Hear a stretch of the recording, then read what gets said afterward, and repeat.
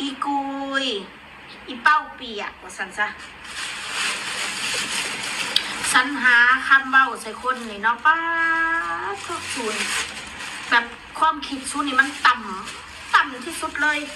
กูน่ะตั้งแต่กูเป็นคนมาจนกลัวอยู่จนปัจจุบันนี่นะกูยังสิหาคำหาต่ำด่าใส่ซูนี่กูก็เอามาจากซูทั้งนั้นเลย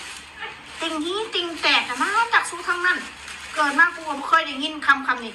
จนกูมาเห็นYouTube 7 ปี 8 ปีมันกูจังเลยเห็นคำต่ำๆคำสะทุนที่ซูพากูด่านี่สู้จะว่ากูด่าซูนะซูนั่นพากูด่าแบบต่ำๆแบบเม้นๆคาวๆนะซูพากูด่าปุ๊บมันสิบอกว่าหายซะโอ้ยสาถูกอีตายดับอีตายไว้อีตำปอดมึงอีห่าขัวมึงอีซาดสัวมึงอีพ่อแม่มาสั่งสอนสาถูกกูขอให้มึงมีผัวแต่กูขอให้เอื้อยมึงกูขอให้มึงมีเอื้อยกับผัวมึงน่ะนอนโค้งกันเซิงกันแต่ละมือเด้อกูสาถูกกูขอให้แม่มึงกับผัวมึงน่ะมีหยังกัน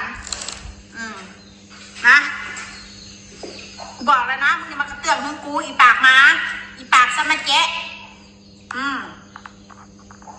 อีพวกเฮียนี่มันด่าคนน่ะมันสิเอาปมตัวเองมาด่าอีพวกเฮียนี่มันด่าคนน่ะมันสิเอาปมตัวเองมาด่า